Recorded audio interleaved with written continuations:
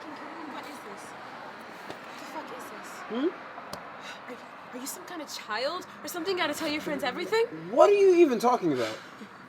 Oh, she's so fucking cute when she stares at me in my sleep. Like a fucking psycho? Are you kidding me? I said it was cute. Why are you yelling? What do you mean? This is not cute. What, next is, oh, your psycho girlfriend's gonna probably kill you. What, like, what the f? You dead ass?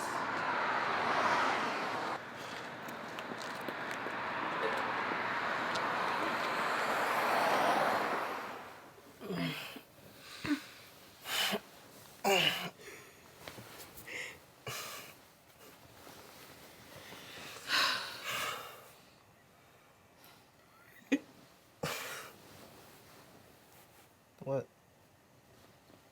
Just like the way you look at me. And how do I look at you? Like, I don't know, like I'm Beyonce, some model, Instagram model, I don't know. Like a what? You know, like those girls on Instagram that just... I love you. I love you too.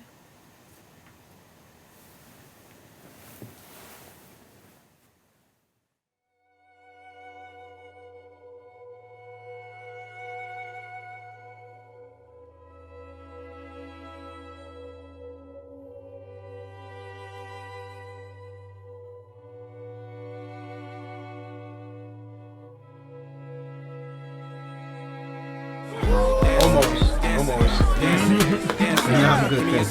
Watch me dance, give me a social and watch me dance, give me a social and watch me dance, give me a, yeah, dancing, dancing, dancing, dancing, dancing, dancing, dancing, give me a social and watch me dance, give me a social and watch me dance, give me a social and watch me, water froze in my wrist hurts, yeah, rose with the wrist works, Can you see my girl? dick hurt, take her home, make her list work. She's over there, man. She's looking at me. Yeah, niggas mad that I did it first.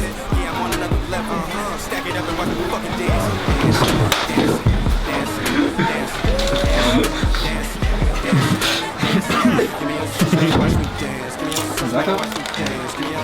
What are you doing? Huh? What are you doing? Hi, come dance. No, I can't even hear you. Step outside. Step outside. Hi.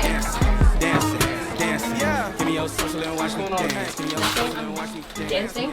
No, you're acting different and you smell like alcohol. Yeah, 'cause I'm at a fucking party. Yo, get your stuff. Let's go. I'm not going Get home. your stuff and let's go. No. Get your stuff. No! Let's go. What? Let's go.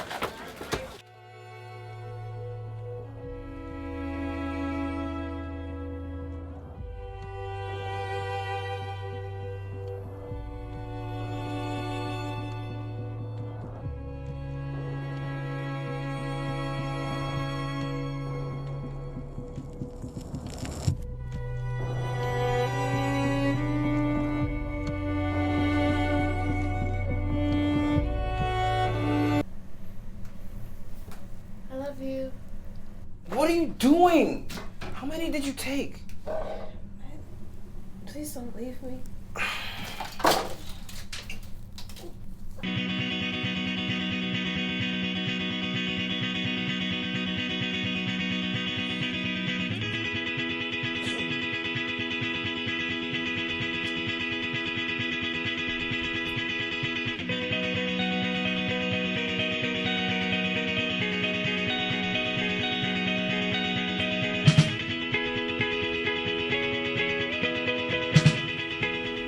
Why are you so afraid of heights?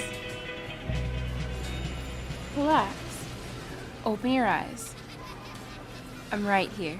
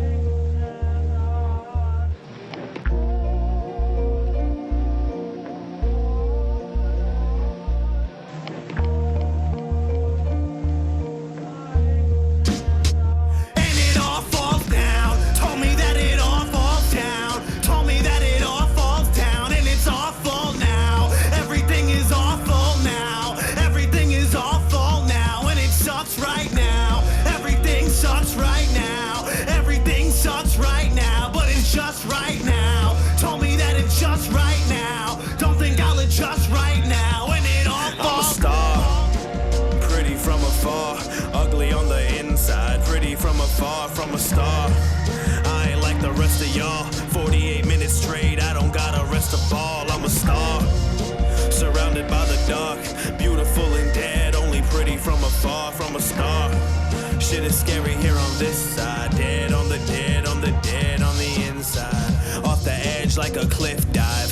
Take the edge off with a girl I like that like zip ties. Downloading zip files, ficus in a ziplock. Zipper open just in case she's smoking, start to get the munchies. I only like love when it's new. Only hit you up for something to do. Never text back, but if I'm honest, when it ding, I hope that it's you. And when I open it, I hope that it's nudes. Yeah, old enough to drink, too young for the love thing. Bunch of 20-somethings all got a drug thing. All got a summer thing that could have been something. 10 too many and you only came for one drink. Thank God for marijuana, remedy for my hangover. Skipping church and smoking weed on Sunday. Ditching Holy Mary for Holy Mary. Areolas, cherry cola, bottle bodies, and Mary Magdalenes that never know us. Fucking talk to me. How are you doing this to me right now? It's not funny. It's a little funny. Really? It's Really? a little bit funny. Really? You need to get out. I'm not fucking leaving until you need to talk get to me. out. No. How could you do this to me? I don't want it. I don't want it. We're not kids. I don't want you. I don't want to take care of anybody. I don't want to take care of you. This is not easy. You're a job. You're a job. Well, after all these fucking years, you're just saying this now. Yes. Why? I have shit to do now. What do you mean you have shit to do? What are you doing? I don't know how you even fucking get something to do. Oh my God. Get anything. You don't have anything. And I can't be your everything. Get out. Fuck you. I'm done. I'm a star, pretty from afar, ugly on the inside, pretty from afar, from a star. I ain't like the rest of y'all, 48 minutes straight, I don't gotta rest a ball. I'm a star, surrounded by the dark, beautiful and dead, only pretty from afar, from a star. Shit is scary here on this side, dead on the dead, on the dead, on the inside. Down, told me that it all falls down, told me that it all falls down, and it's awful now. Everything is awful now, everything is awful now, and it sucks right now. Everything sucks right now, everything sucks right now, but it's just right now. Told me that it's just right now, don't think I'll adjust right now, and it all falls. Leon did it for the eons, had a brown baby, but when he hit the stage, he go neon. Everybody wondering what we on, smoking that infinity. Tell him Kathy Leon did it for the eons, had a brown baby, but when he hit the stage, he go neon. Bunch of millennials going loco, smoking that infinity and beyond.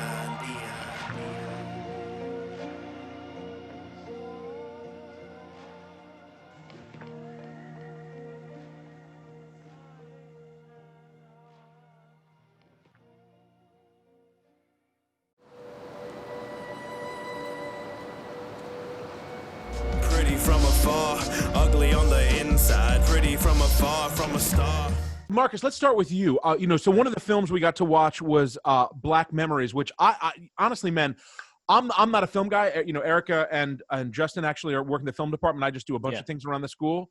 And I just love the look in general, and the lighting, man, was just fantastic. Thank you so much. Yeah. So tell us a little bit about the experience and how it came together. In class, pretty much, we had like this assignment. I think it was back when in directing or some class when I was taking it. They told us to like write about our dreams or something. So I just had like a few images in my mind. That's when like I talked to Mike a little bit about it. Me and my girlfriend, we started coming up with ideas. She's the main actress. We just started coming up with like a few ideas. We kind of based it like around the relationship in general, because they said to pull things from like your real life. So like you could visualize it more. It made it like a little bit easier to go through with stories and everything.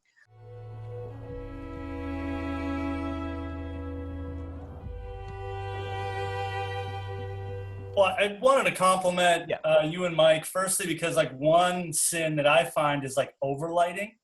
And you guys did an amazing job of making the film feel naturalistic, not just with the performances of Daniela and Akil, but just how you lit those low light situations. Even like with the like crazy colors from the party scene, it still wanted to like have this like this is a real space kind of feel. So I remember we were going over like the lookbook, or we created like a lookbook and everything like in there.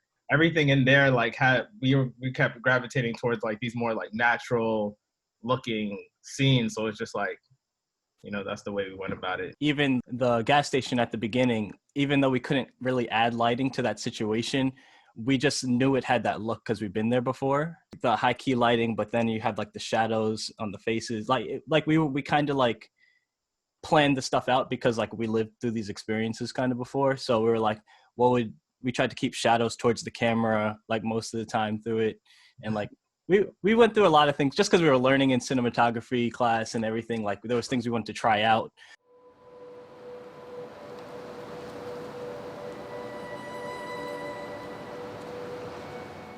The tree motif throughout the movie is so surreal, and you keep coming back to it. And I think for me, I was just getting so much more meaning each time we come back to the tree. That's kind of what I was going for. Yeah. Pretty much like that was like the first idea that came to me in my mind, like the tree and like dark and red. Like I could have lit it better, like going back in my head, like now we would obviously did it a little bit better. But back then, I just knew I wanted to have the contrast between like the good and the bad, like just directly. So like her by herself in the tree with the red is directly contrast with her on the other side with him, and they're happy. And like I just wanted to have like show the ups and downs really between like a relationship, kind of like for the most part, like what makes like the love worth it and blah blah blah. Just like that's kind of what I was going for. And it all falls down. Told me that it all falls down. Told me that it all falls down. Did you find that song? Did you know? I mean, that song is awesome. Like Justin and I were talking about it the other day. We're like, this not only is this like visually incredible, like the tune is great. Devin is our friend who also went to Five Towns, and he graduated before. He sent me that song, and I was like, yo, this song is fire. yeah, big time. Video for it. And I remember just like really, like, yeah, I just really liked the song. So I just kept listening to it and was like, I think like this kind of story can be told like over this, like based off of like my own experiences and even Devin's experiences, like what he was going through at the time. Get something to do. Get anything. You don't have anything. And I can't be your everything. With music videos, it's always interesting. Sometimes the musicians have the concept for the video in mind, and sometimes the filmmaker entirely comes up with the concept, and sometimes it's a collaboration of the two. Could you speak a little bit more about how you guys came up with the idea? He performed at a show, and I'm pretty sure he performed the song, and on the way home, I wrote in the whole treatment out, like the whole storyline for the music video, like after the show. Cause like, it just seemed so clear to me at that moment, like, oh, this is the whole video. I think he was just with it. He was just like, yeah, let's go with this. Cause we shot a few music videos for him in the past.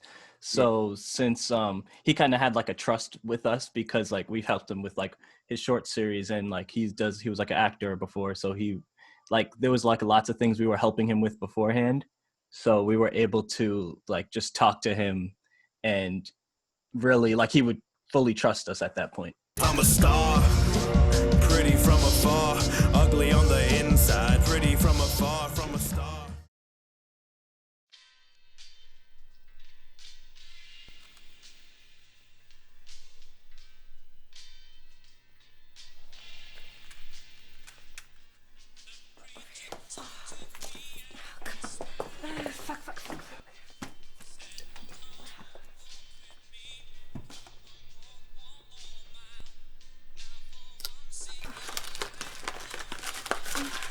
Can I help you with something?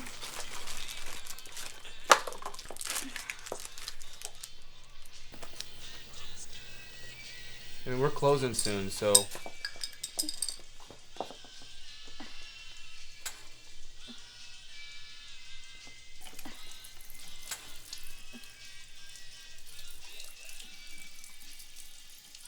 That is a lot of pee.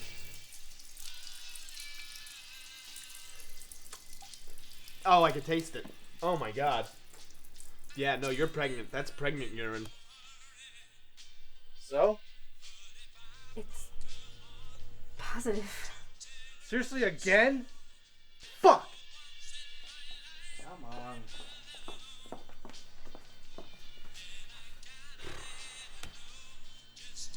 help you guys with something? Yeah, let me get one of those.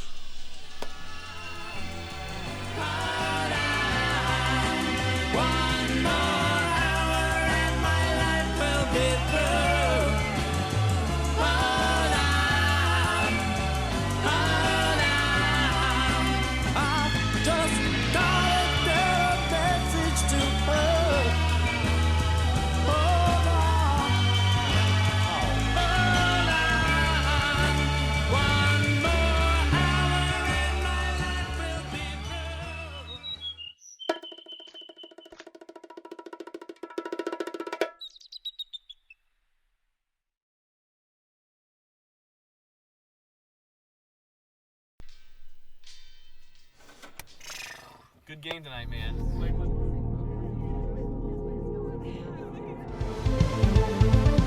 I feel like I've seen so much of Kevin and Tom over the last few days watching all these movies. I feel like I know you guys like on a level that I clearly have never met you both. So this is pretty weird seeing you now. I'd like to believe that I'm not like most of the characters in any of Merc's movies. To being me. I am exactly like most of them. Well, I roofied you. Well, first of all, whose choice was it, Merc? I'm assuming it was yours to start off with. As I mentioned, I'm a big music person. That Bee Gees song, which is like such a great prior to disco Bee Gees song. I've got to get a message to you. Convenience is kind of based on my experience working retail and just like those weird customers that'll come in right before you're about to close. That song actually played at the store. It was Tuesday morning. It played there like every night. So I was like, that's going in the movie.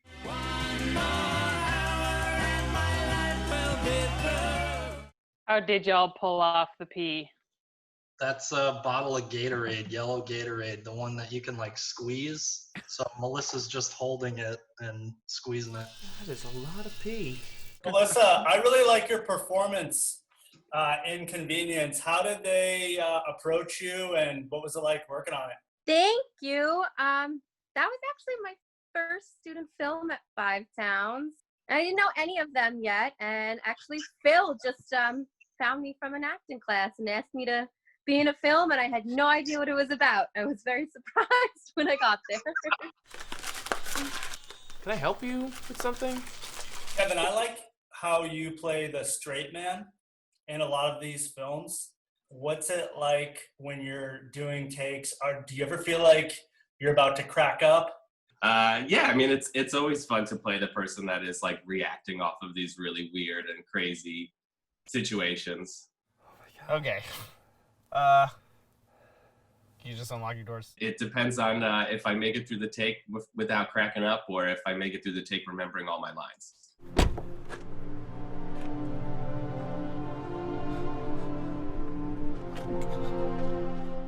Merc, firstly, how do you get away with being such a pervert?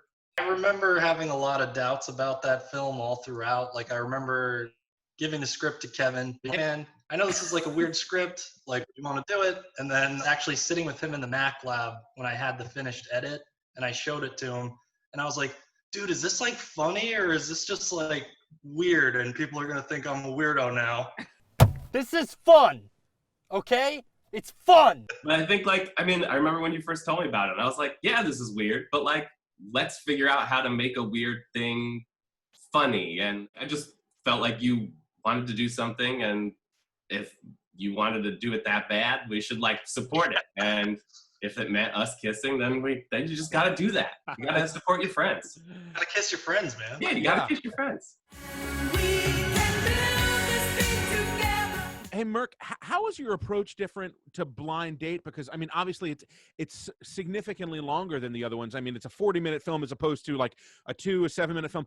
So how different was the approach to that being the length of the film? Blind Date, I actually, I had intended to make it as my junior film. That year, we were doing everyone else's senior thesis. And when we got to like, I think mid-April, I was like, all right, I'm going to do it as my senior because there's no way we're getting this done in time. I actually had the whole summer to like really work on the script more and figure out the locations and just get all the planning where it needed to be.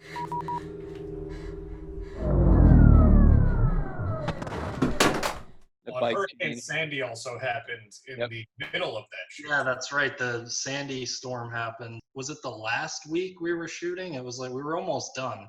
Yeah, we had to do the Northport exterior stuff, and that was trying because Northport was underwater for a while. And I remember being nervous if I had enough gas to get to each location because there was no gas. That's right, the gas line. Yeah, it was trying. What's going on? What's happening? Can y'all talk about what it's like participating in one of these timed challenges, the 48? So Making Friends was our 4th time not sleeping for 2 days straight and trying to make something. It started out as just like a cool thing to do. Then it forced us to make something every year. I don't think organically I would have ever come up with any of the projects we made for the 48 hour. Now, was the school running that 72-hour competition when y'all were there, or? I was inspired by us doing that competition. Yeah, that was actually Charlie and Phil, because we did the 2012, I think, New York 48 hour. Charlie and Phil just loved that idea so much that they brought it back to the school. Why would you do that? Why is that a thing you would do? I personally think that every time we did a 40-hour film festival, it made us stronger as like a film unit. And I think that's why we get along so well and we trust our ideas so much and we're like just really connected. With so many people, we were all involved, like we got to bring this all together because that's the experience that students should really be getting is like finding the crew and finding the people to make movies because it's a lot of work. One thing that it definitely helped us do, Charlie mentioned, was learning how to work together. And I think every year we learned how to work together even better. Yeah. Like we were already pretty lucky, like our group of friends, we don't have big egos, like we're all very friendly with each other to begin with, but there's always a little bit of tension. It's unavoidable when you have multiple people trying to write a script. And these definitely helped us come together and figure out good ways to really work on our ideas and improve them and combine them together. Movies, man. I got a system.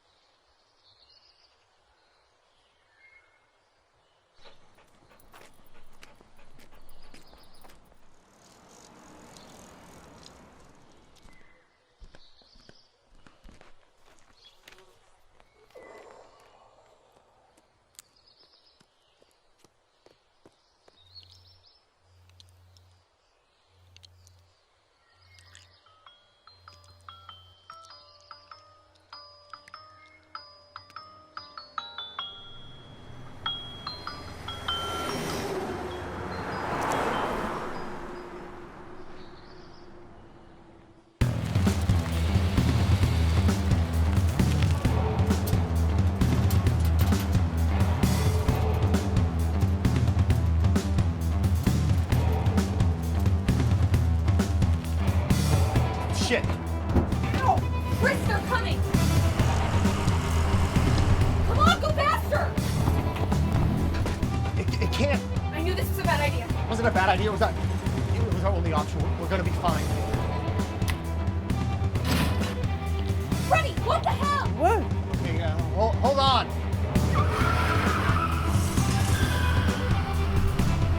What are we gonna do?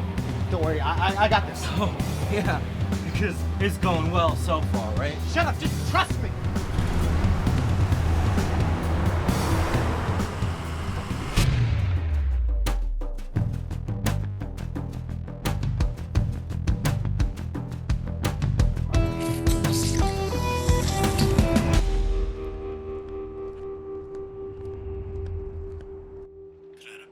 Your skin is so soft and beautiful. No, Rodrigo, I can't. You're my brother's best friend. Forget about that. So, what are we gonna do?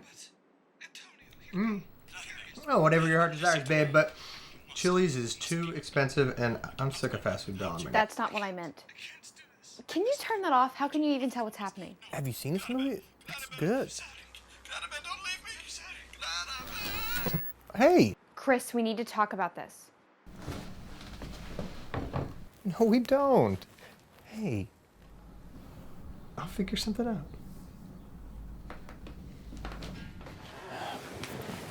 We have enough money for 2 months' rent.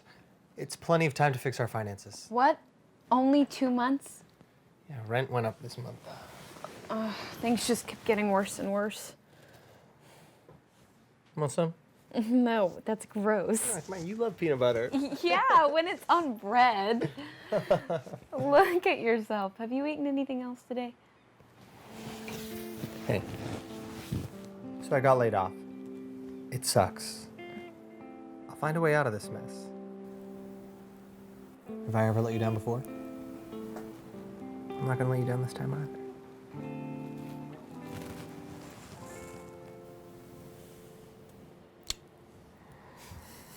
Okay, you're right. We'll be okay. You taste like peanut butter.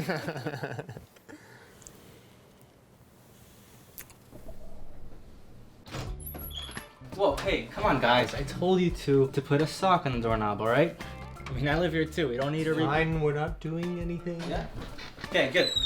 So you guys aren't gonna believe this, but I got it. What? A full-time job? No, you idiot. I got the solution to all of our problems. Here we go. What? No, really. My cousin, Mikey, he called me this morning. Come on, you know Mikey. He just got out of prison. There it is, Freddie. No, stop right there. We're not trying another one of your stupid get-rich-quick schemes. But they work. I mean... Name one that has worked. Okay, all right. Hey guys, guess what? I bought 100 lottery tickets. We're gonna be rich. Hey guys, look. I got all these knives. Now all we have to do is go door to door and sell them. It's a foolproof pyramid scheme. We're gonna be rich. No, you know what? This one isn't a get-rich-quick scheme. Okay, it's just a little. Oh, is that peanut butter? Yeah, nice. Move. Look, it's one little job. It will make us a lot of money. The way that you just said job made it sound illegal. No, it's not illegal. I mean, we just have to deliver an envelope. How much does it pay? $3,000. Yeah, I mean, we just have to give it to Mikey and he'll pay us. I mean... How is a delivery job that pays that much not illegal? Because our part isn't, Sarah, okay? I mean, you don't kill the messenger. No, people do. That's why that saying exists. Maybe we should do it. What? Yeah. If it's that simple, it'll buy us more time to find work. Yeah, see, he's got it. Yeah, I mean, this is what we need. I don't know. You don't want to move back in with your parents, do you?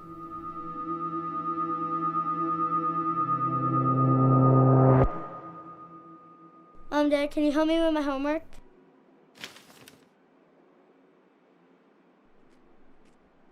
All right, fine. Yeah? Nice. I don't know how you two dragged me into this crap. Celebration peanut butter? Yeah. Yeah. Yeah. Can you, like, not Yes. get it all over?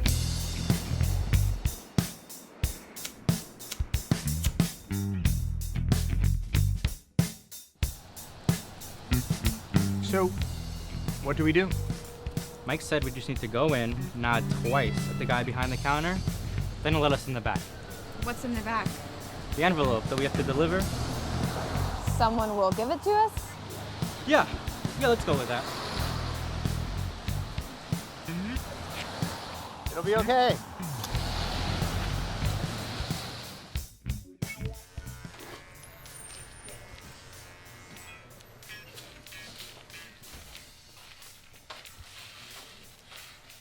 Hey.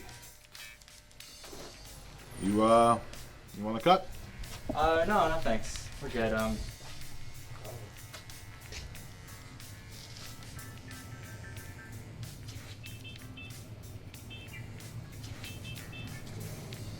Can we go? What? Where? You know, in the back. You know, no. But what about the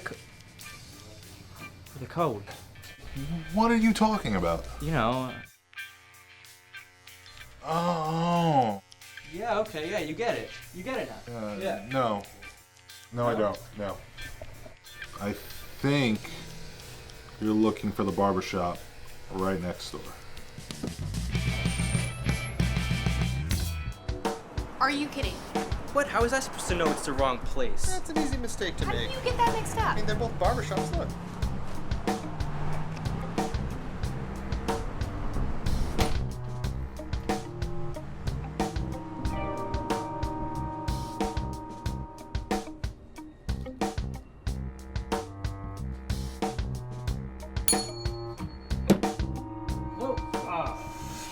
Right? Yeah. Good. Thank you. Welcome. So who needs a do? You need a do? No matter who, I gotta do for you. No, we're good.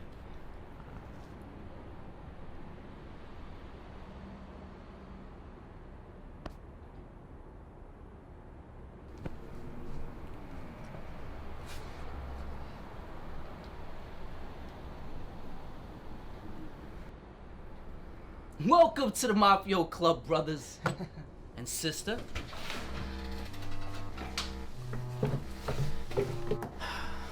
No one's here yet. The boss will be here soon. Make yourself at home. Right there. Right there.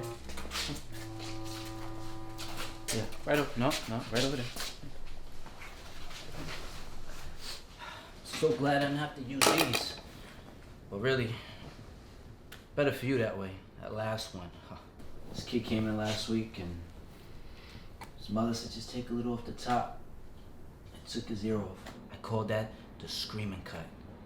All those tears coming down. Very painful to watch her.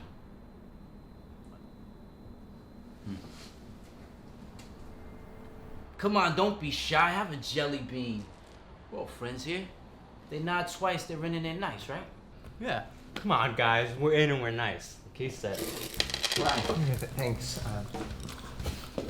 What was your name again? I'm Joey. Frankie and Vinny will be here soon. Who are you guys? Well, I'm Francis. He is Francis. I'm James, and she's Clarabelle. Hey, that's my mother's name. What do you know? Fancy that. I don't think I've met another Clarabelle that wasn't a cow. Hey, that's my mother you're talking about. Oh, I'm sorry. I didn't mean to offend you. Nah, I'm just kidding. She's a bit of a cow, if you know what I mean.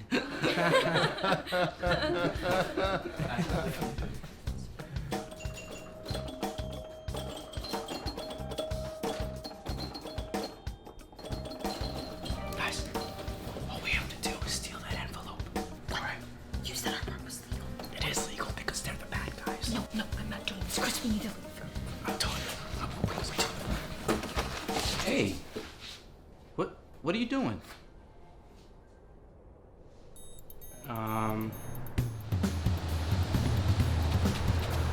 the hell, Freddy? This wasn't part of the plan. Look, I saw an opportunity and I took it, all right? When were you gonna tell us we had to steal this thing? As soon as it went off without a hitch.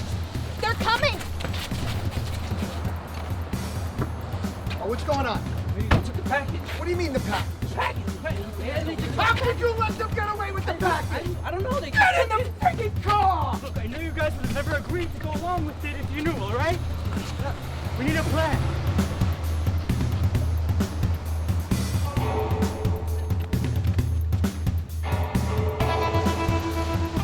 That's our way out of this. Let's go. Chris, no, we can't steal that. That's different than stealing an envelope. Do you have a better idea? They'll be here any second. It's all right. We'll bring it back. Get in. Come on. Let's go.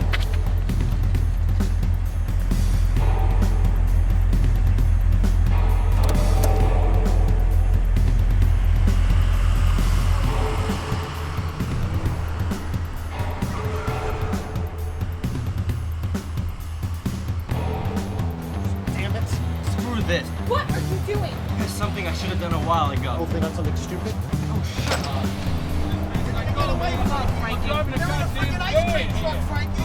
Frankie, they're gonna get away. Getting away. What the hell was that? What is that, big chocolate chip? Frankie, step on the gas. I'm hitting. Frankie, hit the gas. Well, I'm out of ideas. You're not going fast enough, Frankie. That's it, Frankie. Step on the gas. It's your fault, asshole. What? Stealing the truck was Chris's plan, all right? Joey, get the gun. I got the gun. Joey.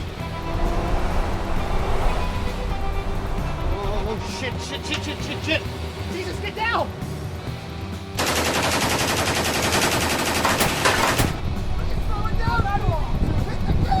Frankie, you want me to drive and shoot? I'm ambidextrous, you know that. Joey, forget Forget about the damn projections, bullshit. Shoot the tires. Boss, I'm out. You're out. I'm out. What do you mean you're out? What the hell are they You're doing? out of what? Ammo. Ammo? Yeah. You didn't bring another clip? I think they ran out of bullets, guys. Yeah, I think we're running out of room. What? Just, come on. Just power through it, Chris. Through the woods? Yeah, right. What are they gonna do to us?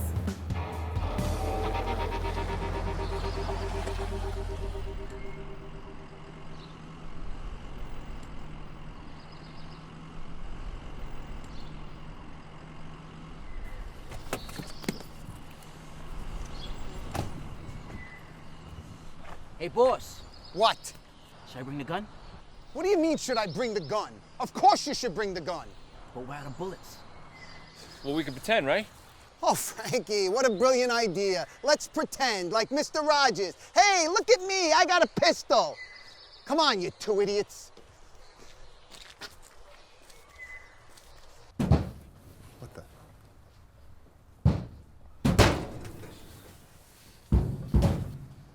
Don't they know how to open a door?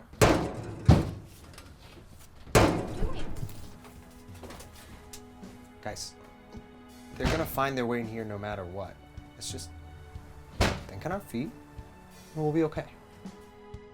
No. Trust me. Listen, flip the gun over, Joey.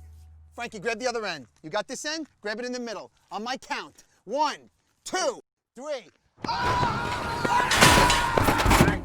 Son of a bitch! All right, let's go. Hand it over. No way. Shut up. No way. Sorry. That's good. Now give it here. What do you want this so bad? Joey, kill him. Boss? What? There aren't any, you know? I'm pretending. Whoa, take it easy there, Torch. There must be something pretty important in here. I'll make you a deal. I give you the envelope. You let us go. If I let yous go, what's not to stop you from coming around here and stealing from us again? You're out of bullets. I don't need bullets to bash your brains in, do I? Wait, hold on. Just wait a second, okay? Look, you know my cousin Mikey, right? Mike. Mike? I don't know no Mike. Frankie, you know some guy named Mike? I don't know any Mike, boss. Joey, you know some guy named Mike? Yeah, there's Mikey at the deli, there's Mikey at the zoo, there's Mikey at the barbershop. Mikey cuts good hair too. There's Mikey. Good, great. I don't know no Mike. Okay. And that's all that really matters, doesn't it? Look, we didn't know what we're getting ourselves into, all right? He's the one that put us up to this. Mikey Marchesi. Yeah. Mikey Marchesi. So, you got all the information you need. I give you the envelope. You let us go. They make a pretty compelling argument there, boss. Joey, just shut up.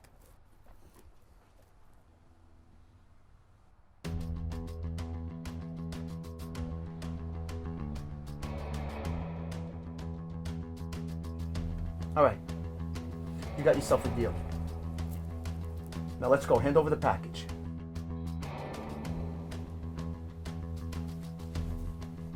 What are you waiting for? Shake on it.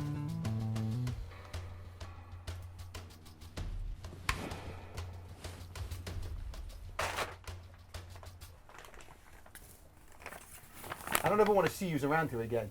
You got that? Let's go, guys. Frankie, start the truck. Good, now we could go for lunch. Joey, you're off the hook. Come on, Frankie, open the friggin' door. The window's open.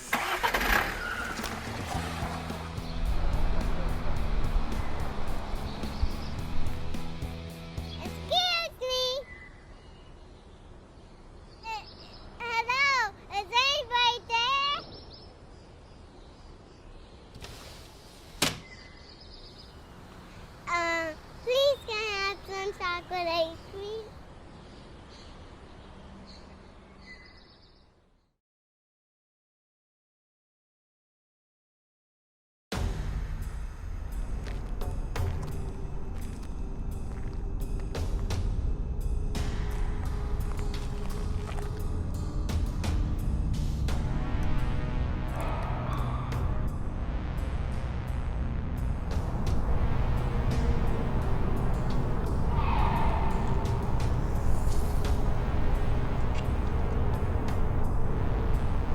Gotcha.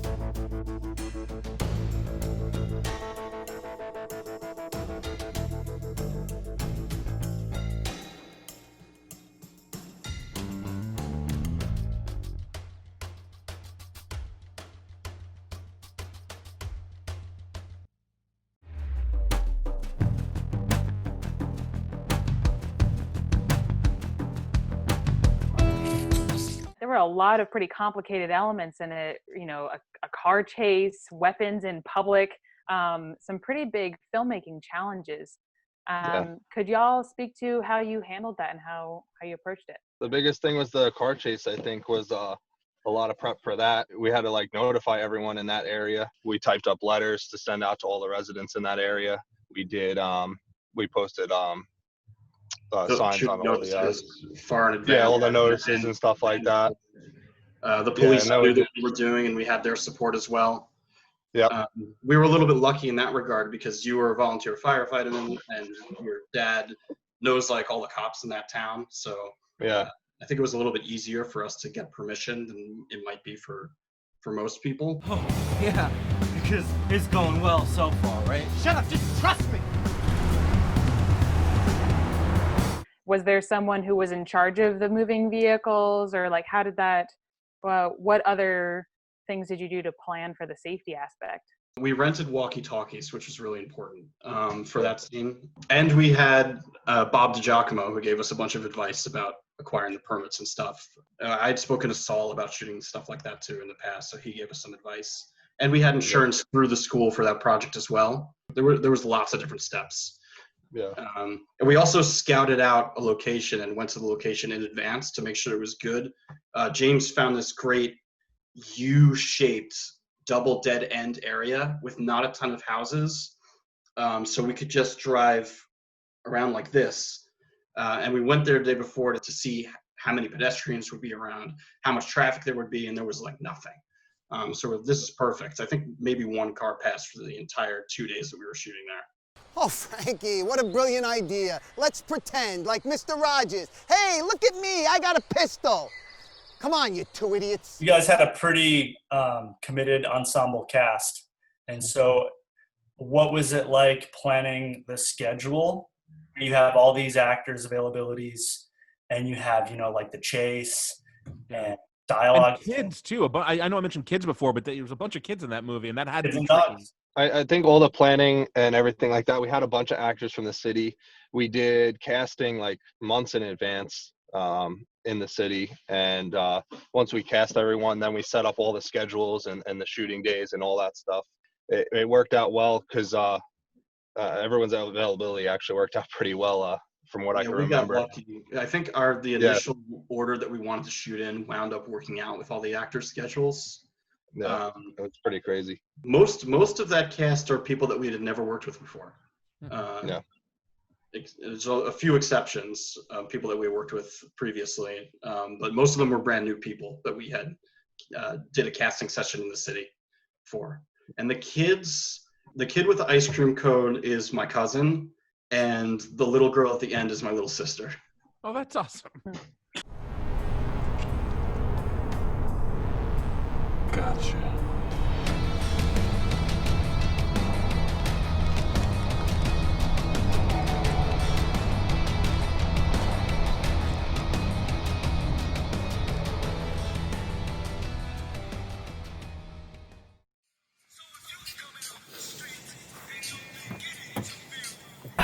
Yo, good. Yo, what's good, bro? Sterling, what are you guys up to? I'm about to spark this J, man. You got a lighter? What does your broke ass never have a lighter? Come Come on, man. You know it's because I'm spending all of my money on your mom's when I'm taking her out, dog. You mad funny. Thanks, bro. Yo, what's good with that Jay? Just give me a second, all right? You talked to Sarah? No.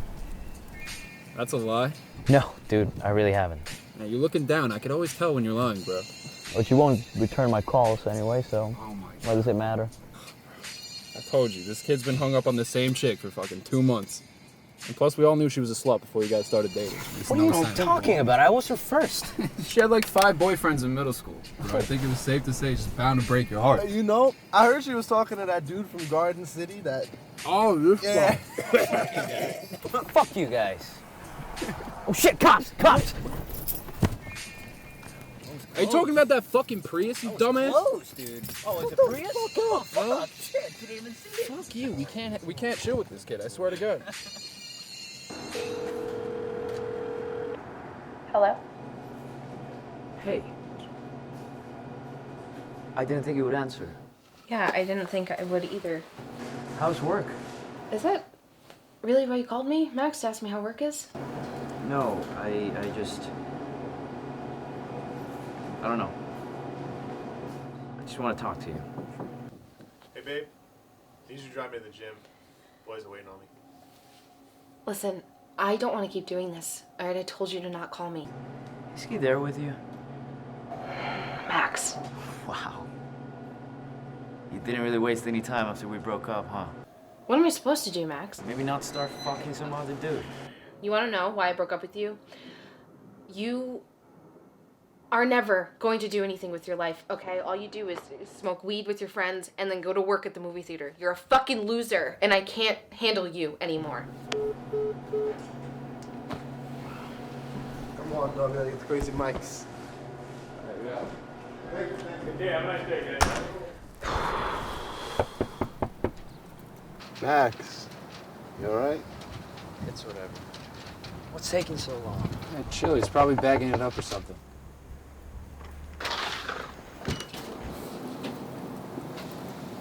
Who are you? Crazy. Mike, it's Tyler. Oh, well, come on in. I hate wipe your feet. I don't want you tracking money here. My mom will throw a shit fit.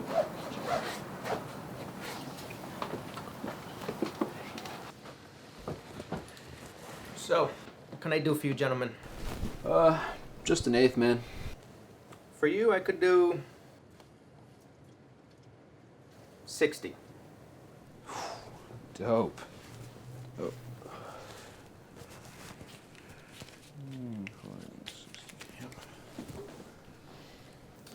You guys wouldn't be interested in some horse tranquilizers, would you? I'm running a sale right now, 2 for 1.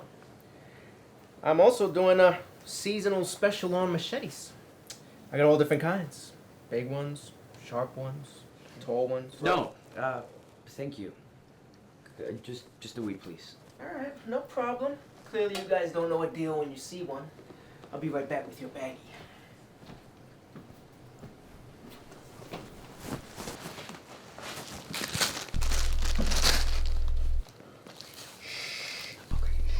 $60 for an eight, bro. You fucking kidding me? You fucking stealing from me. You fucking. Just got the check at the table. Dude, fucking shut put it.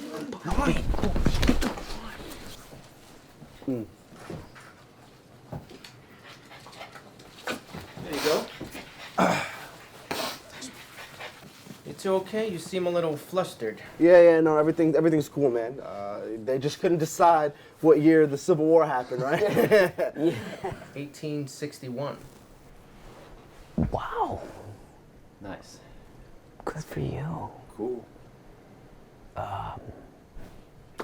I think we're about. Yeah. Yeah, we're done. Yeah. Wait! You guys want to hang for a bit and play some video games? I got this strain called Shithouse. It's supposed to make your bowels evacuate without much effort at all. His cat's like dying.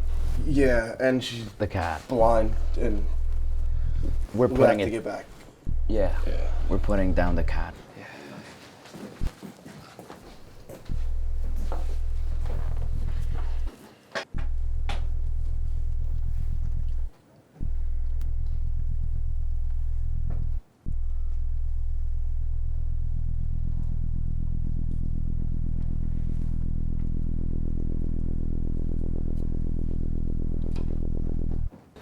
fuck was that?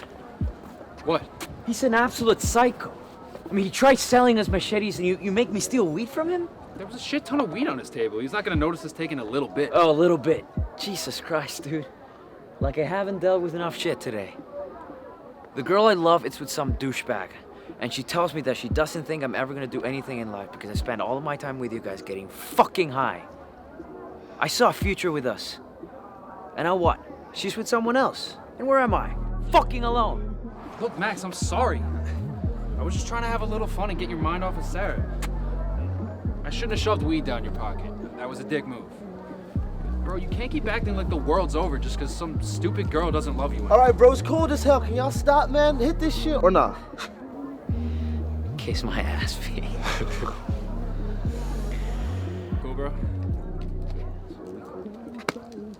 Let's black the fuck out. That rock and I'm back now. Break the heart of any girl that got a last name. She brush it off if she a bad bitch. And she don't flinch when the gap back. She calling at if she a savage. And she be fucking through the back pain. I turn her on to an ad-lib. I turn a song into a hit. Then I find another actress. Who's that on your Insta story? Tell us, send a picture.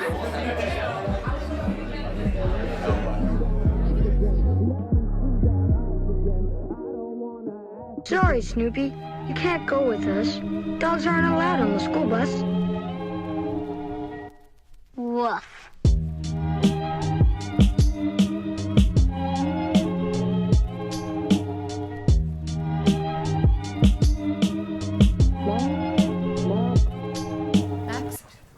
Max? Sarah.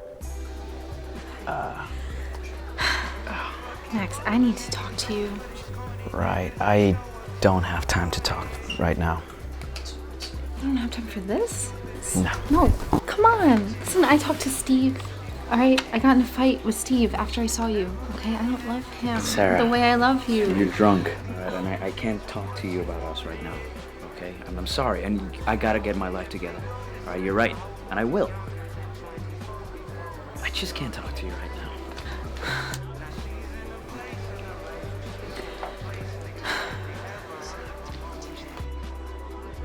Flannels.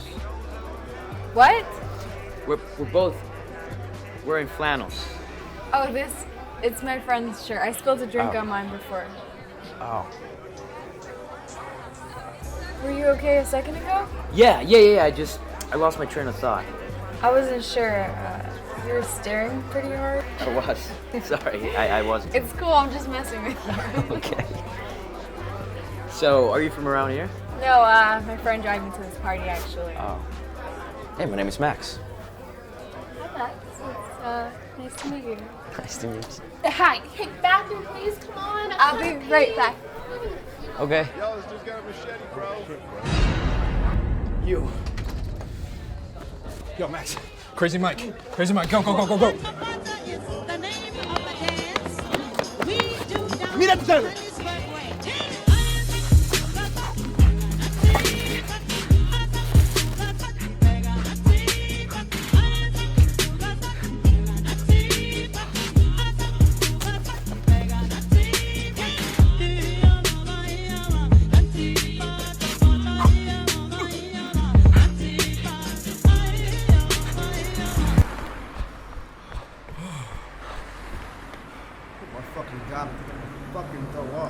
How the hell did he find us? He's like Jason on crack, dude. Dude, fuck, I wish I got that name, the girl I was talking to at the party. You didn't get her name? No, your friend pulled her away before I could. Wasn't that like the first thing you say? What's your name? Oh, whatever, dude. It was so crazy, man. Over the past few months, every time I met a girl, all I could think about was Sarah. And then I met this girl, and she didn't even cross my mind. 1, 2, 3, funk it.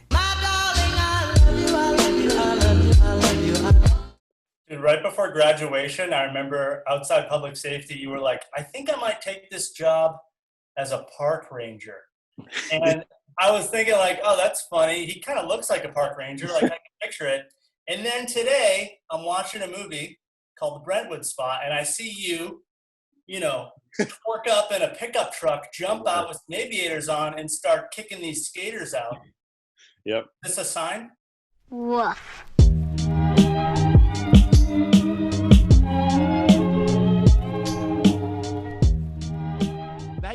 won the audience choice at the Luminaries. I did. I mean, how did that feel? Because that's kind of an important one, basically saying, you know, like the people right here, right now are the ones that are saying they loved this film. How did that feel in the moment at the time?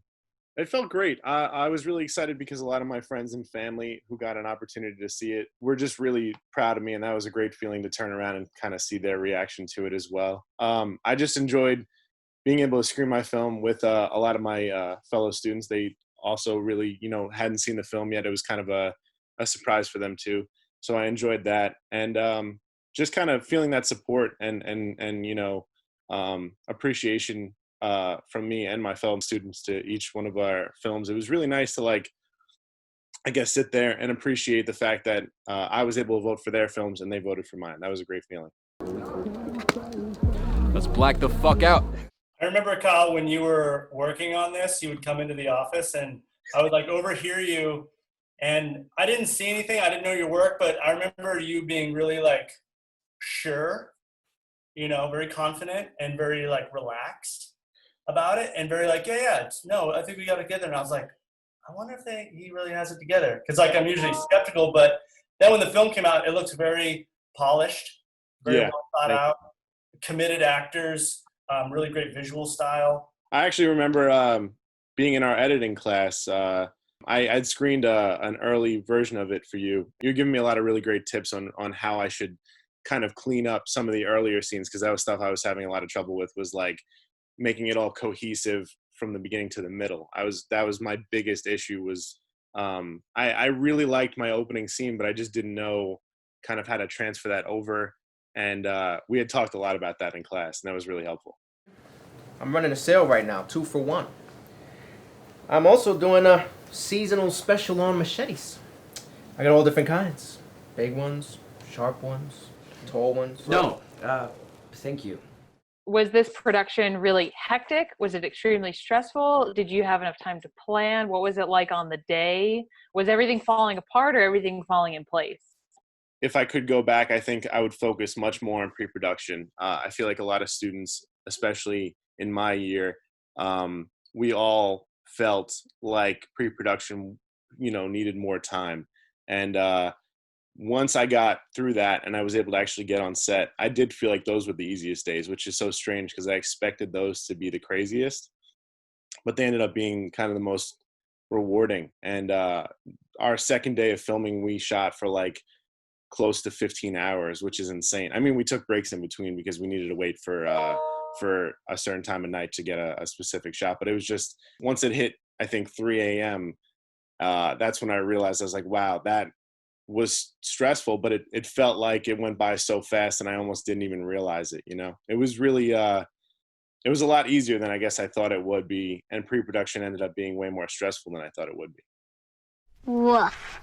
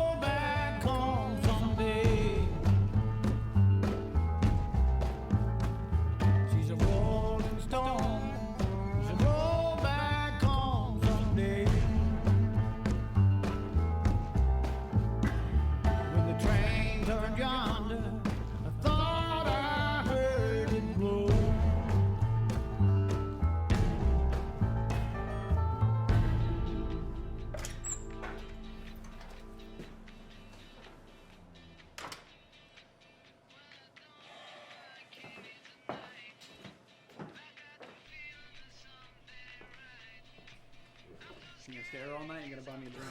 Parker, you're late. You're early. How long have you been here? Long enough. I'll have whatever's on tap, please. So what's going on? Everything all right? Yeah, I'm just peachy. I've been taking it easy the past couple of days. So, what about you? How's that partner of yours? John? Yeah. Alright. It's a hothead like you.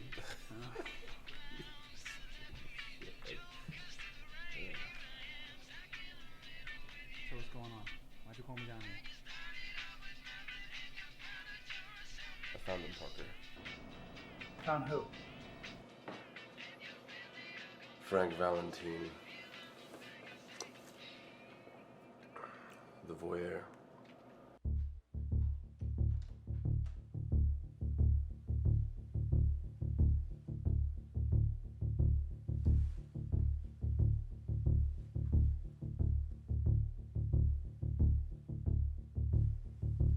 All right, you son of a bitch, get up. I said get up!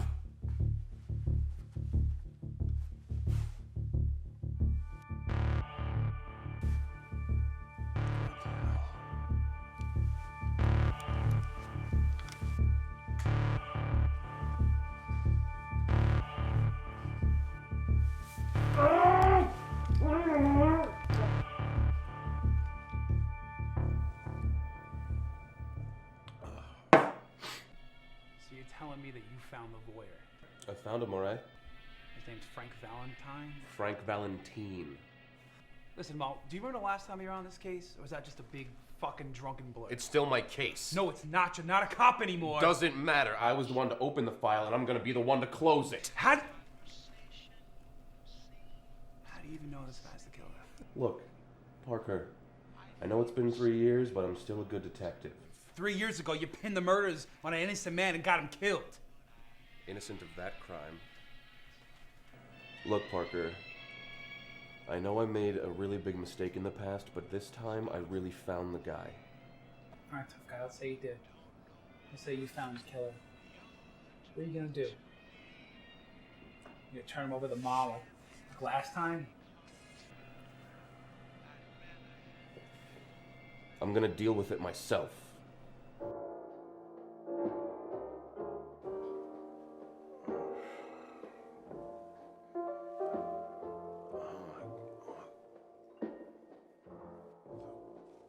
Love letters straight from your heart. Back from dreamland, peeping Tom.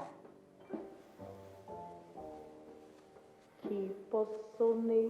Welcome to my house of pain, While apart. where true beauty is born.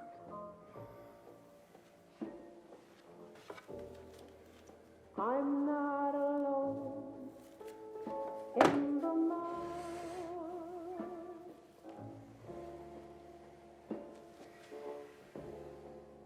When I can have all the love you are, I'm immortalized. Perfection requires pain. Enjoy it. And I kiss the name.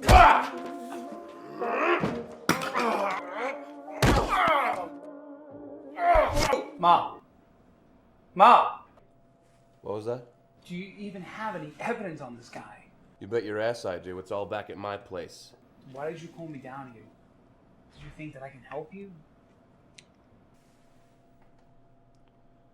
I don't know. No matter how hard I try to forget about this case, it won't let me go. It owns me. You should come down to the station tomorrow. Talk to the captain. He can help you.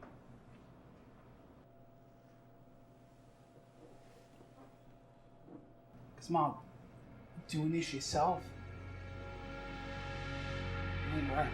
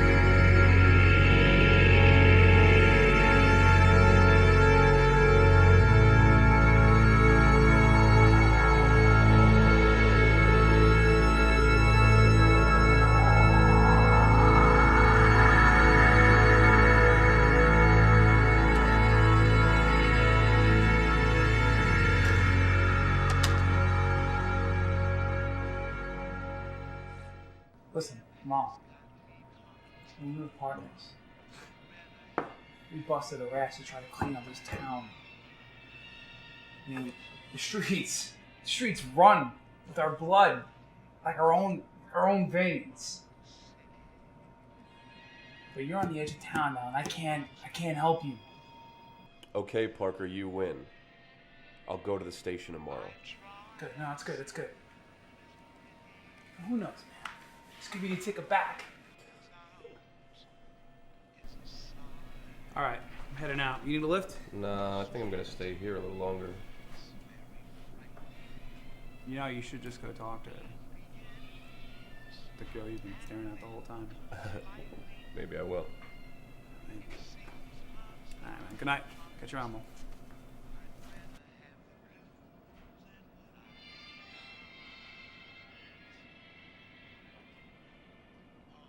Adios, partner.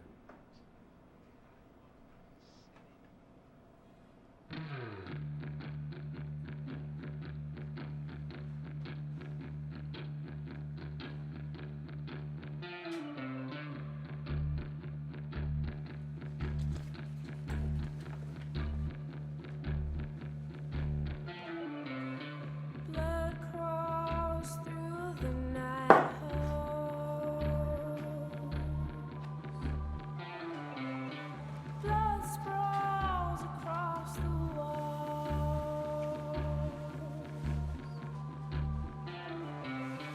Blood crawls up in hassles.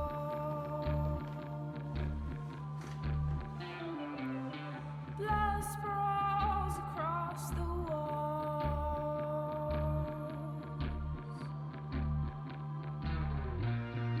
We've all seen tomorrow.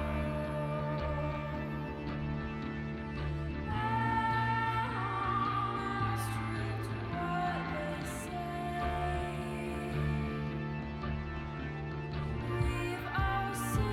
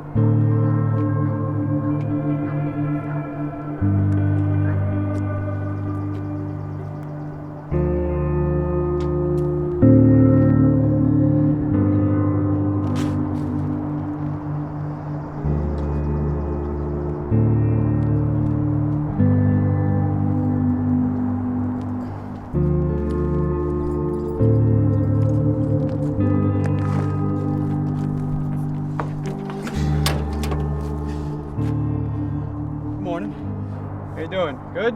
Comfortable? At least a little bit? No? No, I didn't think so. I mean, being comfortable in something like this kind of just right out the window. So I tried to do the best I could. Some pillows and whatnot. I'd love to let you sit in the front. It's supposed to be a nice day. Weather's supposed to be good. It's gonna be a nice drive and whatnot. But you just gotta think how that look, you know. So, you want a piece of gum? Obviously, I'm kidding. So yeah, we got a good drive ahead of us. I gotta stop and get gas.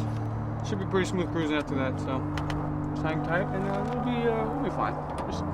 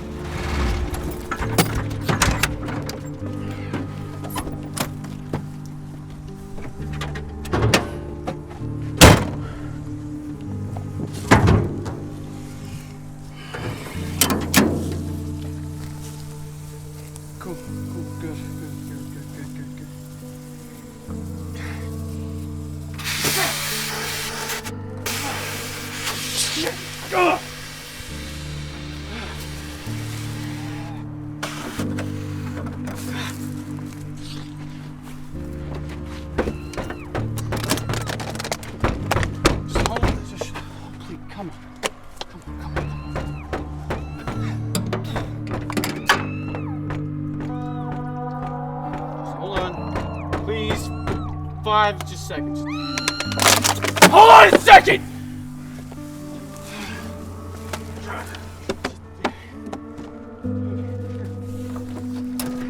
No. All right, let's slow it down a little bit. Just breathe. No. You're at a 10. I need you at like a 0. Just hold on, please.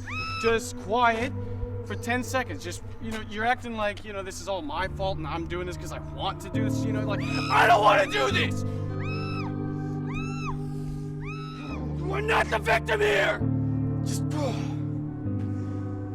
Thank you. Okay, that's good. Just keep on that, all right? Conserve your oxygen, and thank you very much. Okay.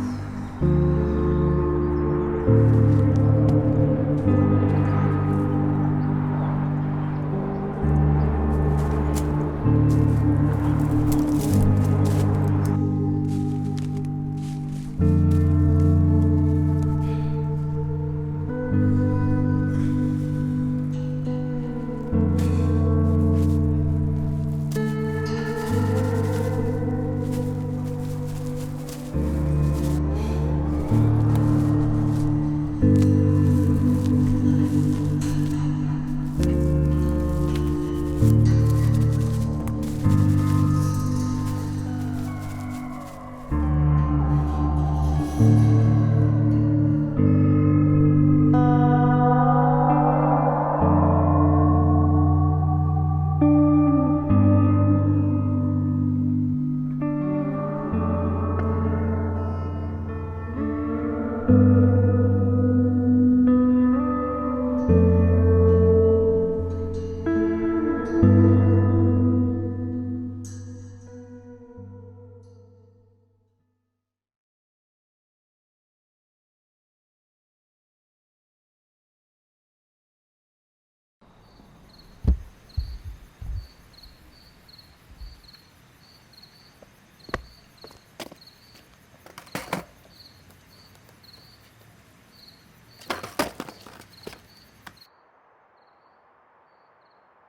am so unbelievably sick and tired of taking care of this family. I work my ass off every goddamn day to provide for this fucking family. Provide? The only thing your stupid ass provides me is a goddamn headache. So help me God, I am gonna fucking... You're going to what, Tom? Sit around and mope?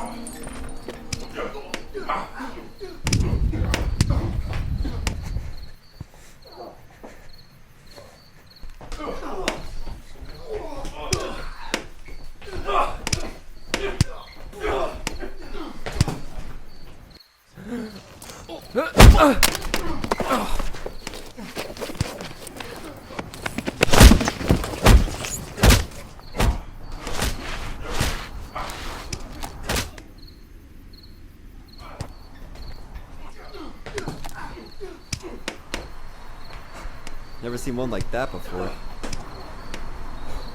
Play it back.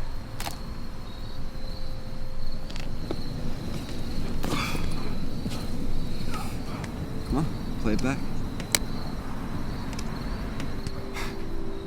Oh shit, that's cool. I'm Derek, by the way. What's your name, kid? John. It's John Beckett. Hey guys, this is John Beckett. He's with us now. So what do your folks do? My mom's a fragrance chemist. What the fuck is that? Yeah, no fucking clue. Yo, I gotta see this. Oh my god, dude! Kid's a natural, right? Fucking natural! Out, Tom, out. Would you fucking give it a rest, Brandy? What do you want me to do, Tom? I spent every goddamn day stuck up in this hellhole. Yeah, did you see your son? He got sent home from school early with a black eye.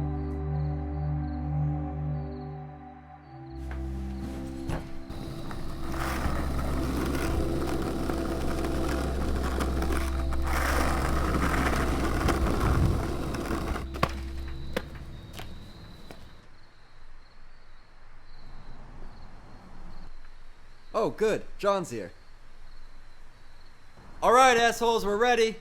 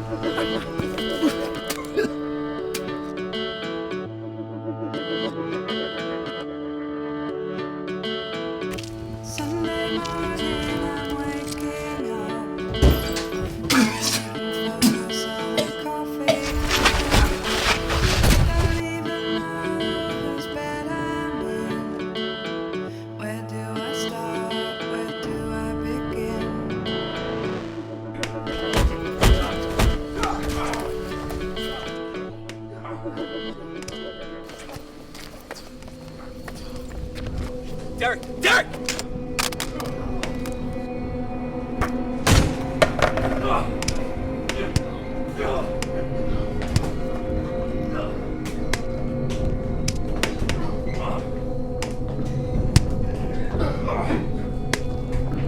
Get out of here! Go! Go!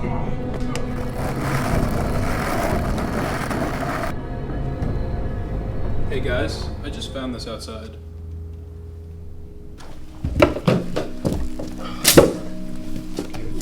It's gonna be wild. Can we get those lights off? Yeah.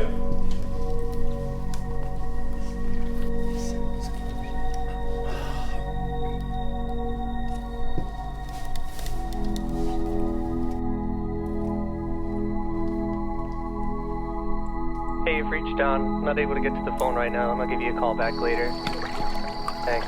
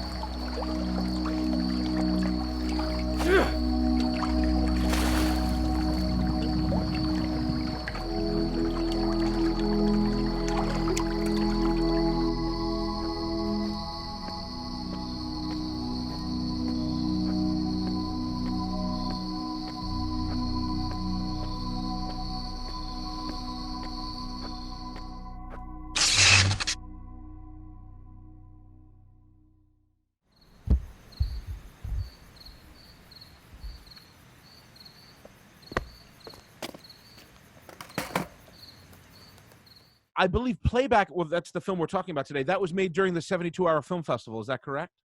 Yeah, that's right.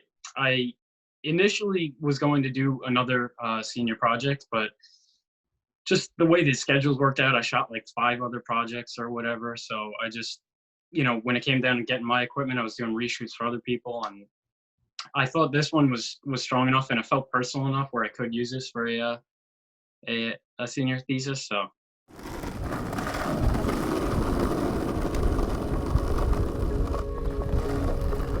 What about the pressure of trying to make something in a tight time restraint like that, having to do it in a specific amount of time? Oddly enough, I think I almost thrive under that pressure, just because you got to stick with the decisions you make, and there's not really so much second guessing as there would be on another film, and I love that about it, just because it's off pure instinct. Derek! Derek!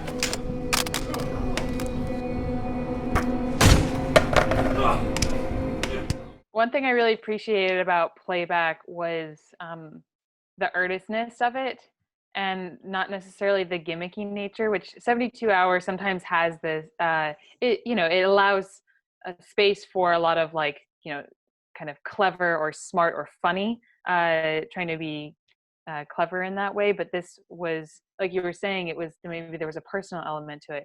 Could you speak a bit about how you came up with the idea? And you know what, it was personal in a lot of ways, because it felt like I identified probably more than I should have with John, and I always loved in movies when characters that remind me of myself were presented with situations that I almost wish I was presented with. And I'm not saying every situation is something I wish I was presented with, but a lot of those things, I envy the gravity of those situations, and just the fact that whatever they do matters,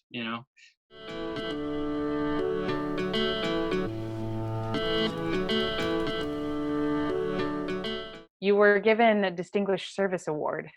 I assume that has something to do with the fact that you were shooting so many films and you were crewing on other people's projects. I did work in the equipment room as well, so I had a pretty good understanding of the gear that was in there. A lot of people just kind of came to me asking questions about this and that, and then that just sort of naturally progressed into me shooting their projects. And I think that was really it. Was just that I was running around working on everybody's projects, so it just kind of became the thing to do. We just go, oh, we'll just ask Joe and see what he says. And I was always down for anything. So. Oh my god, dude! Kid's a natural, right? Fucking natural! I wouldn't have had no jobs. I would have had no friends, frankly. You know, that it's so important to keep these creative people around you, and they're asking you questions and you're asking them questions, and it just, you know, it starts making your brain think differently.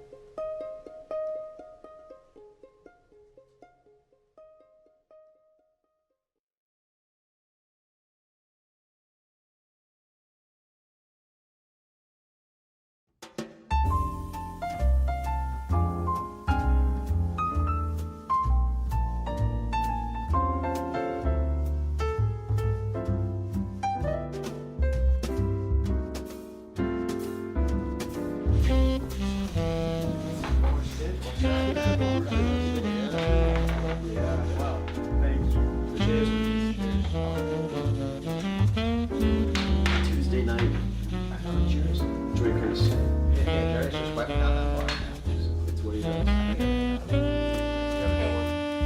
too. Get home safe, okay?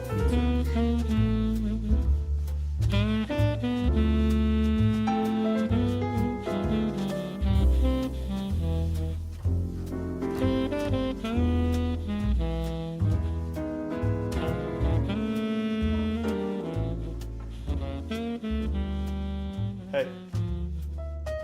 What's your name? Deanna. Deanna. Can I buy you a shot, Deanna? Sure. Do you like tequila? Yes. Great. Jerry, can I have 2 shots of Patron, please? Sure, would you like gold or silver? Silver. We'll do silver tonight. Okay. So what's your name? Vinny. Vinny. Very nice to meet you. Nice to meet you. So, Deanna, what brings a pretty girl like you here at 1 a.m. on a Tuesday? Well, my friends and I all work on the weekends, and so we were just trying to find out a good day to go. Okay. Keep the change, pal. Appreciate it. Holler at me if you need something. Well, Deanna, cheers to being out on a Tuesday night. Cheers.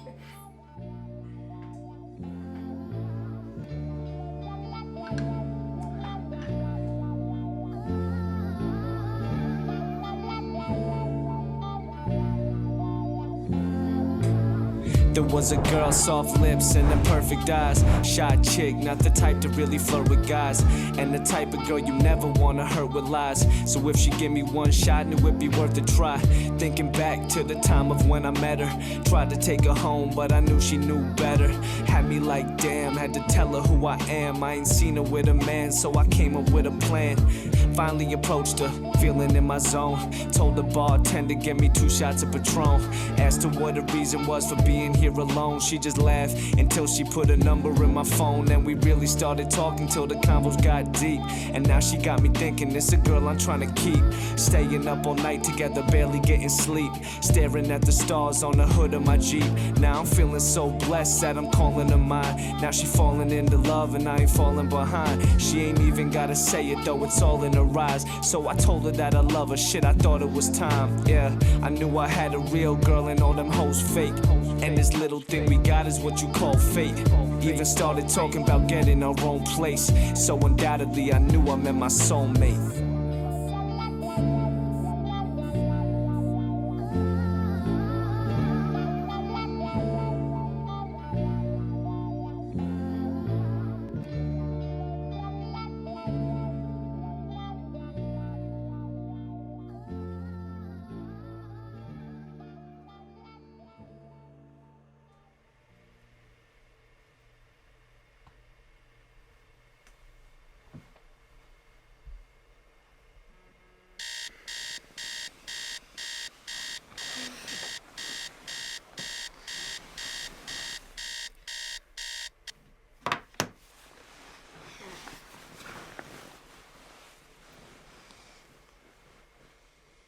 I can't believe this is the last fucking time I'm gonna wake up next to you.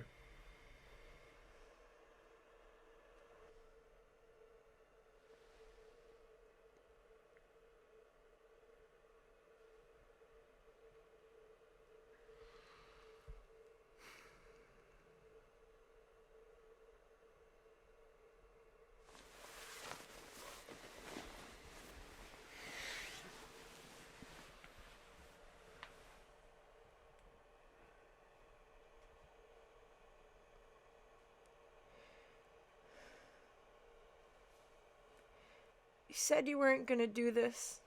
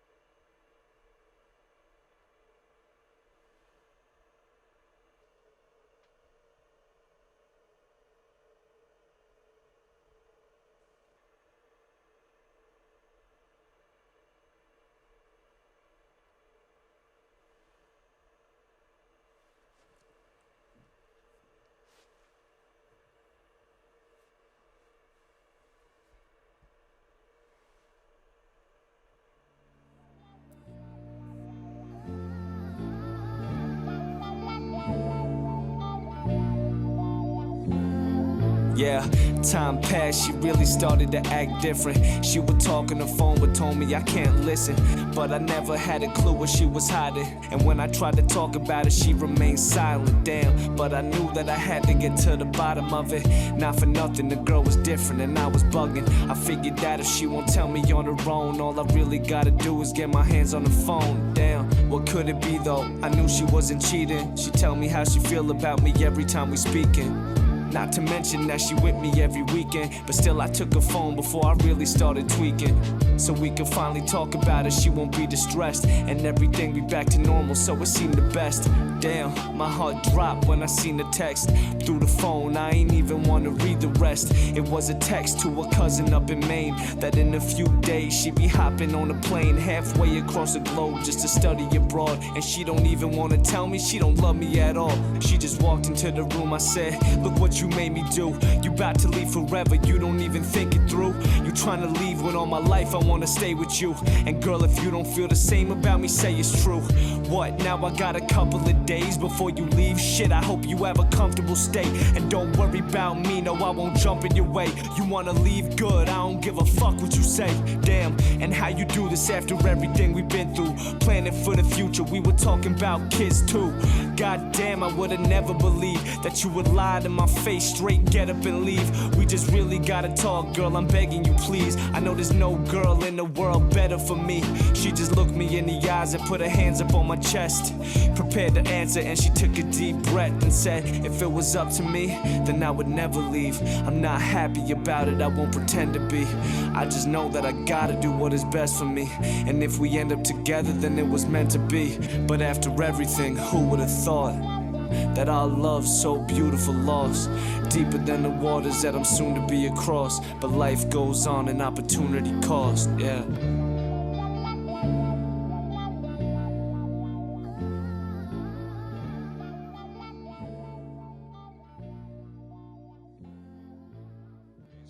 Tomorrow night, fireworks night, Bartolo Colon against Vince Velasquez.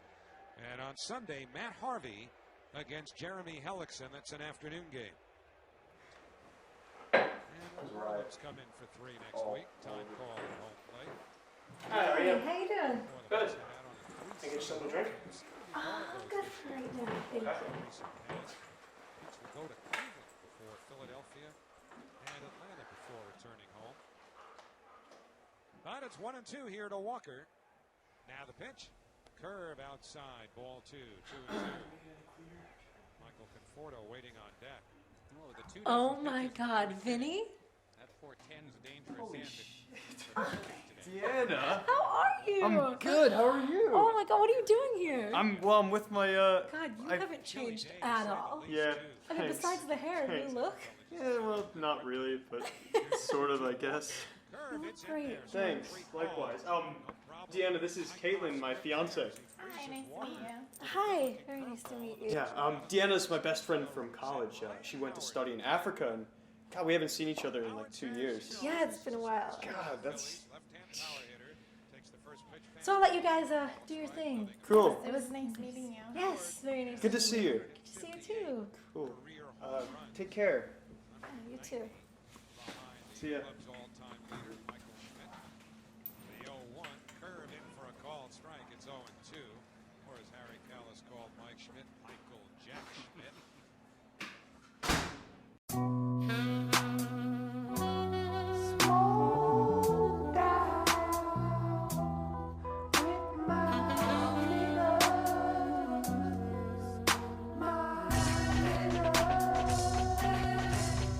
Yeah.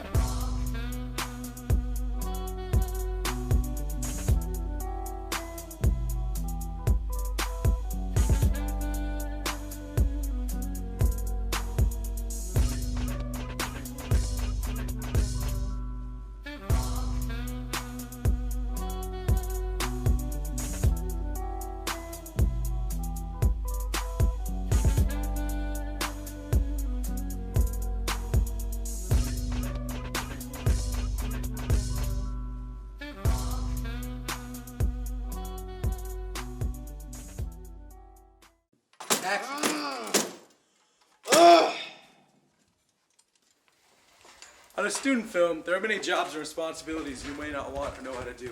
Luckily, you have good friends and a crew to back you up. Hey, Doug, you mind doing this? Thanks. Jason, thank you. I'm an aspiring writer-director at 5 Towns College. I'm an avid skier and aviation enthusiast. Thank you. The segment you're about to watch is from my film entitled One Small Step. My name is John McCarthy, and my dreams are exposed on film. So how many stops you want this pushed? We're exposed on film. Enjoy. Could we fix it in post? Houston, Tranquility Base here. The Eagle has landed. Here, men from the planet Earth. First step foot upon the moon. July 1969. It came in peace for all mankind. Hello, Neil and Buzz. I'm talking to you by telephone from the Oval Room at the White House. For every American, this has to be the proudest day of our lives.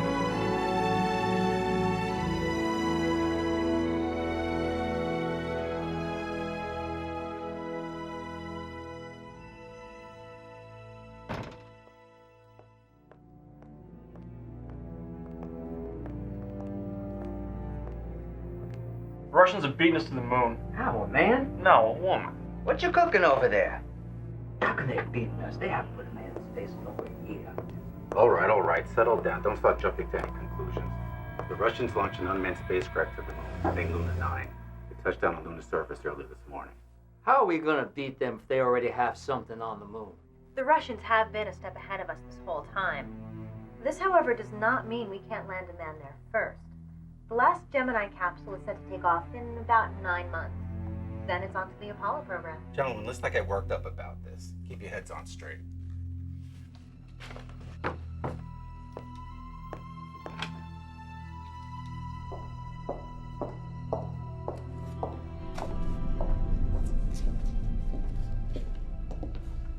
Glad to see you're still optimistic. I still have my doubts. As I said, they have been ahead of us this entire time. Well, the Russians are sloppy. Nonetheless, they are ahead. The public as well as the presidency want to see this thing through. And there are other feuds they should be put elsewhere. I don't care about the politics. Hey, you want to grab a bite to eat? I'd love to, but I still have some work to do. We'll talk later? Yeah, sure. Oh, if you can get on the horn with Bell, I want to see the capsule development is coming. You know those contractors, sometimes you gotta keep at them.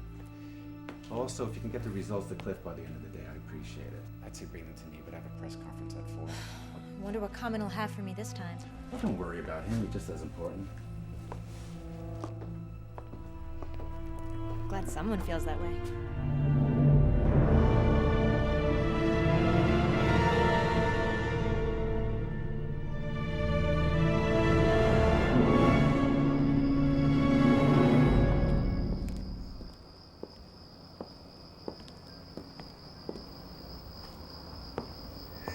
Hey, how was your walk?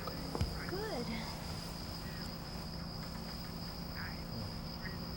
Did you hear about the Russians? I caught a glimpse of it on the news this evening. When did you leave?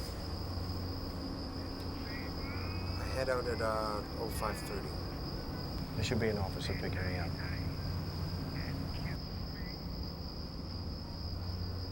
Feared this day. For a long time.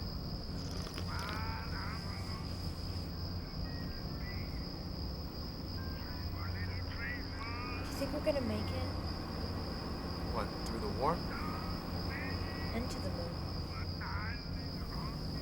I don't know.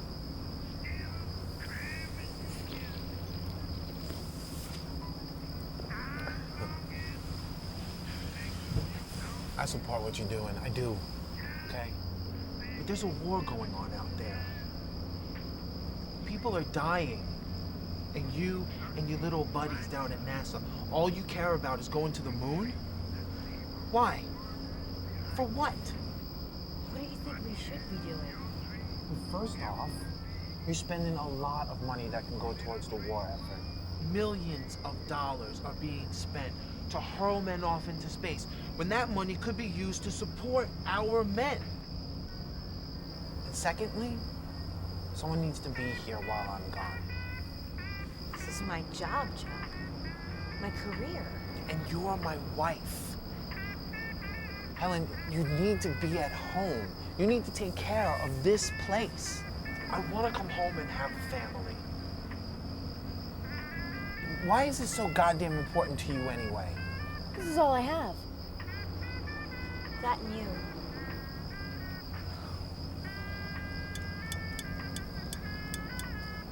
Have I ever said to you not to fly? Did I ever say, Chuck, don't do what you love to do? No. Because it could get you killed? No. And now you sit there and tell me to stop doing what I love the night before you leave for Vietnam. Telling me to quit my job so I could sit around and wonder whether or not my husband's gonna come home in a box. I never had a home. My father died in World War II. My mother left me. This is all I've ever worked for. This is the one solid thing I've ever had in life. And what am I? You think you have that down there at NASA? A place where guys scoff at you all day. You know, the Russians have something over the two of us. What's that? Camaraderie.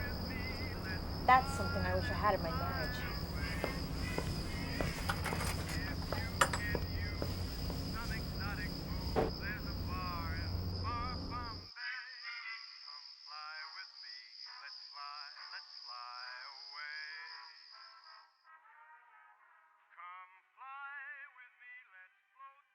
Tomorrow we are conducting the test on the Apollo 204. The test is scheduled. Could you excuse us for a moment? Helen, can you come with us outside?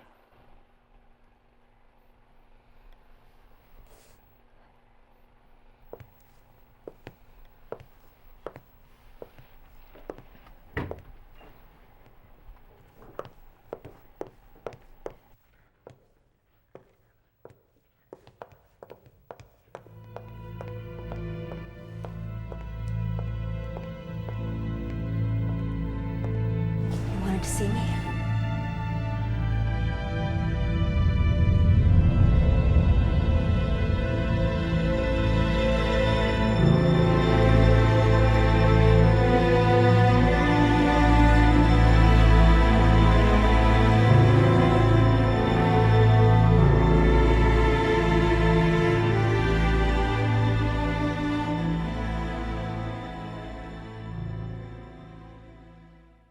Tragedy struck the launch pad at NASA today.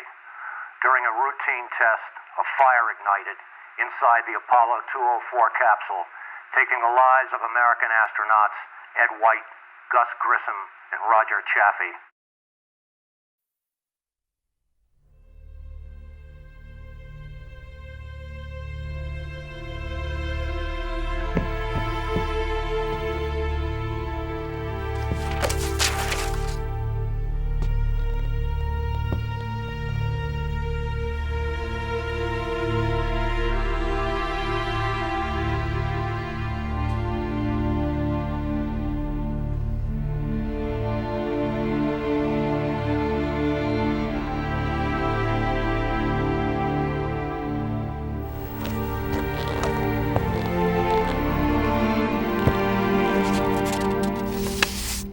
Dear Helen, hopefully I will get home soon. I miss your smile. It's hard to count the days since I've been gone. They all seem to blend together, so routine. I know it's crazy, right, saying war is routine, but the missions we run, hit this target, napalm that village. It's easy to get lost in the cause. I don't even know why we were fighting half the time. And you know what is worse? No matter how many men, fathers, or brothers get killed, we still go on.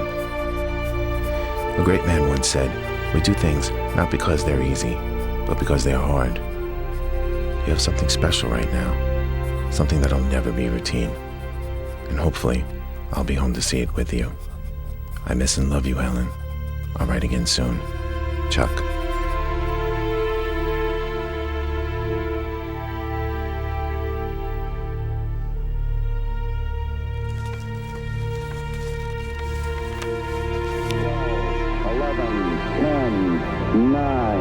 Ignition sequence start.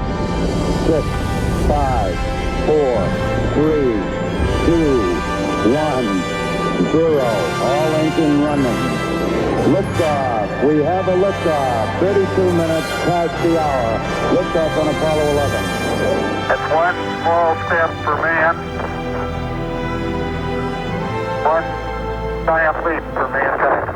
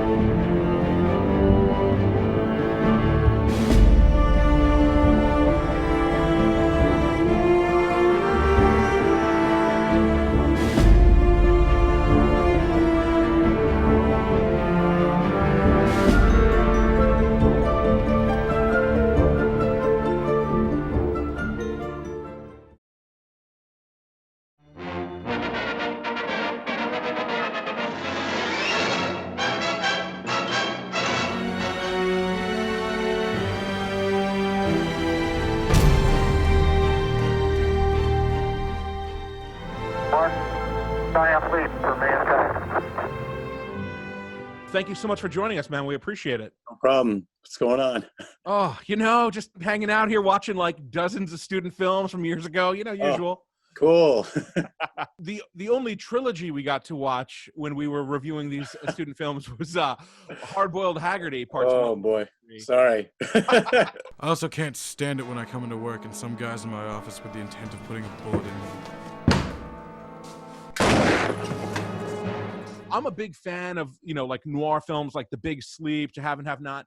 So that clearly was an influence on what you were doing, even down to like the typeface. Yeah, the first one we did totally for fun. We were just bored and we kept shooting these stupid trailers for movies that were never going to be made. And we're like, let's just do this silly thing. And somehow it did really well at the film festival. And then the second one did really well the next year. And then that third one ended up being like this summer workshop project that year. And I graduated, so it was like, oh, cool, I get to do another thing before I'm set off into the real world.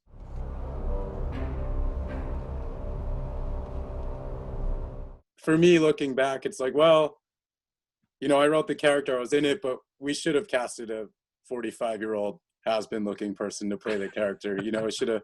There's stuff in hindsight. It's like, we should have done this. We should have. I'm glad people liked him, but it was like, in the grand scheme, why were we trying to hold true to this so badly? What's interesting about A Call to Arms, John, is that you have an array of performers. Yeah. There's so many actors, they're committed, and it looks like you have a serious production here. And I know Saul was around, he probably gave you some advice. What was it like doing that massive production with locations, ensemble cast? Call to Arms was the senior project. There was another project the year before that was a bunch of locations, a lot of crew, and we had all worked on that. And I think with all of those projects, it was like, okay, what haven't we done? What do we not want to do? And like, where can we put this in terms of a school project? Can I help you, gentlemen? This is Brett. We're terribly sorry for the inconvenience. The house at the beginning of that movie is actually over in Huntington. I just remember leaving a letter in this guy's mailbox, like, this is perfect for what I need, like, give me a call, and he did. But I just remember one of the struggles we had, it was like Christmas Day, we're on winter break, and the main actor sends me a message, hey, I'm moving to LA January 1st. Stop. There. And he never told me that. So we weren't coming back to finish his scenes until after the new year. So I call my buddy Charlie up and I'm like, yo, we got to go shoot the end of this movie tomorrow.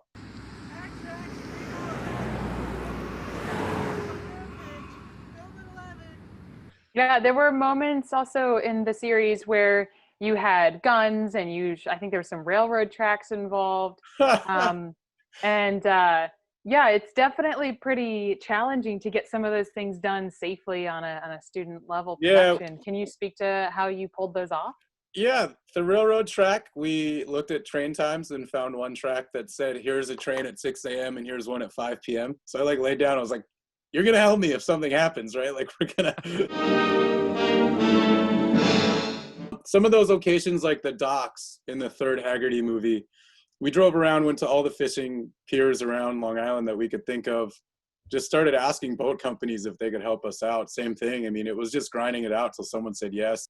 You know, we had this idea, one of the bad guys swings away on a crane and we talked to the owner. We're like, how do we do this? I mean, this poor kid, he was like safety chained like 4 different places onto that wire. So like, God forbid something happened. We're like, okay, he's at least going to be on this thing. But it was all like literally stuff like we have never tackled or thought about. I work as a camera assistant now, and in the real world is like there's a department kind of for everything, and there's someone dealing with all of that stuff. In hindsight, yes, some of it wasn't the smartest thing, and some of it was like I have to take this risk to do what we want to do. I don't recommend doing any of that, by the way, but that's yeah, especially in light of some history that's happened since then. Yeah, I mean, there was just, you know, we didn't know better and we were young, and you know, some other things, like you said, have happened since, and it's the hindsight part again is like we shouldn't have done some of those things, but it was fun to do. I'm not gonna lie. We had a good time doing it.